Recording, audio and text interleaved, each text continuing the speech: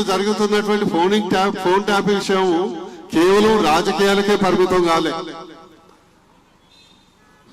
సొంత పార్టీ నాయకులు, సొంత కుటుంబ సభ్యులు, మీకు చాలా మంది తెలియదు, సొంత అల్లుడి మీద కూడా ఫైల్ తయారు చేయించాడు.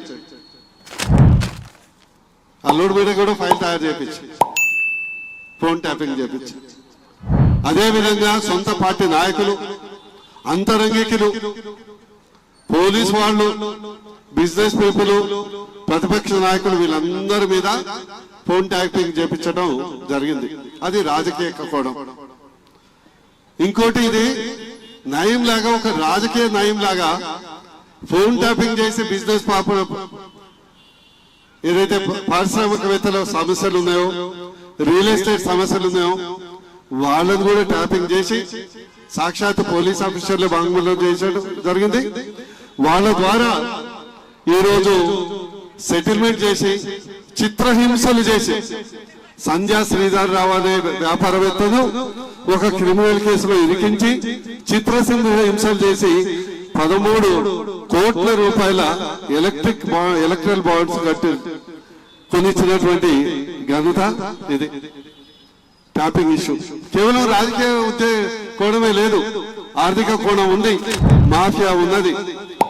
అదేవిధంగా పాపం ఓ పెళ్లి కూడా పెడాకులైంది, మీ అందరికి తెలుసు కదా. ఈ ఫోన్ ట్యాపింగ్ ఇష్యూతోని పాపం మన సమత అక్కదేని నాగ చైతన్య పెళ్లి కూడా పెటాకులైంది. మా మెడికల్ భాషలో దాన్ని ఏమంటారంటే, ఆ జబ్బుని వయోరిజం అంటారు. అంటే వేరే వాళ్ళ బెడ్రూమ్లో పోయి తొంగి చూడటం, వేరే వాళ్ళ భార్య భర్తల్ని సంభాషణ వినటం కొందరికి ఆనందం కలిగిస్తుంది. దాన్ని వయోరిజం అని ఒక జబ్బు ఉంటుంది. మా పాత బీఆర్ఎస్ పార్టీకి ఆ వయోరిజం జబ్బు కూడా తగ్గింది.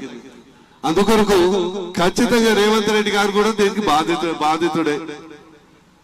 ఈరోజు రేవంత్ రెడ్డి గారికి ప్రతిపక్షాలు ఉన్నప్పుడు చాలా చాలా పెద్ద స్టేట్మెంట్ ఇచ్చింది. కానీ ముఖ్యమంత్రి అయినాక మీ దగ్గర పవర్ ఉంది, వేరీస్ కాళేశ్వరం కేసు పాయ్, బాహుబలి మోటార్లు పాయ్, ఫోన్ ట్యాపింగ్ ఇష్యూ గవర్నమెంట్ నీదే ఒక ఎఫ్ఐఆర్ నమోదు చేసేసి పాత్రదారులు అయితే అరెస్ట్ చేశారు, సూత్రధారుల్ని చర్యలు తీసుకోవచ్చు కదా పాయ్.